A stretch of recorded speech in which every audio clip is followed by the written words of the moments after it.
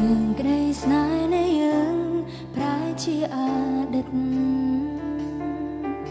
ប្រងខំមកសង្កត់ចិត្តបំភ្លេចត្រានត្រៃមិនបន់ទោះគេឬបងមិនប្រហាខ្លួនឯងឡើយក៏ជារឿងអាក្រក់មួយ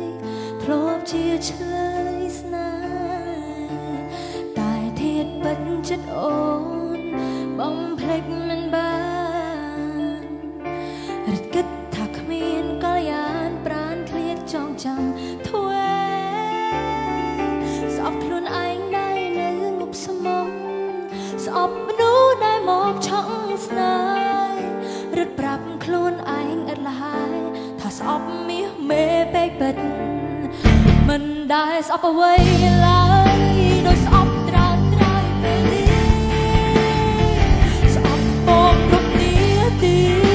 ពេលដែលចិត្តនេះនឹក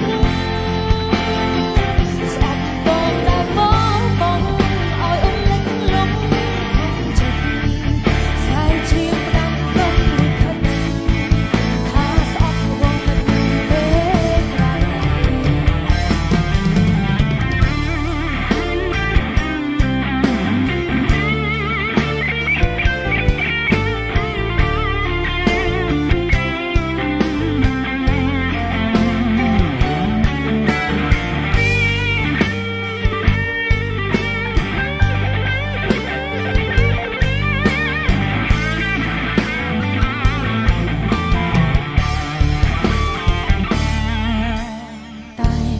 ពិតចិត្តអូ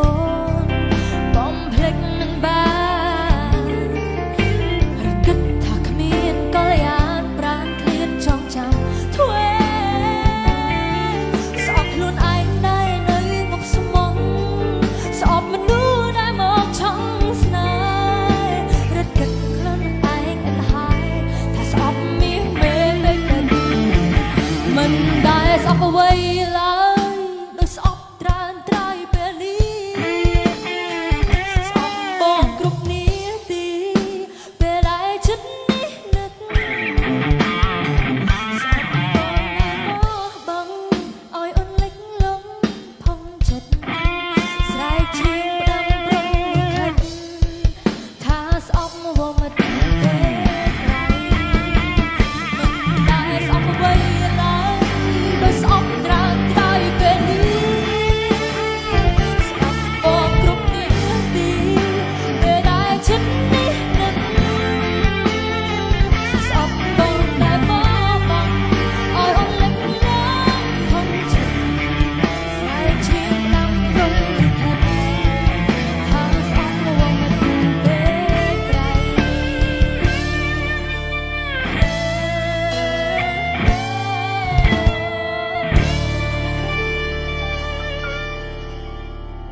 អរគុណចានាងខ្ញុំចាន់ស្រីខូសូមគោរពនឹងជំរាបសួរទៅដល់ពុកម៉ែបងប្អូនទាំងអស់គ្នាដែលកំពុងទទួលស្នានៅតាមគេហដ្ឋានរីករាយកំសាន្តជាមួយនាងខ្ញុំបន្តទៀត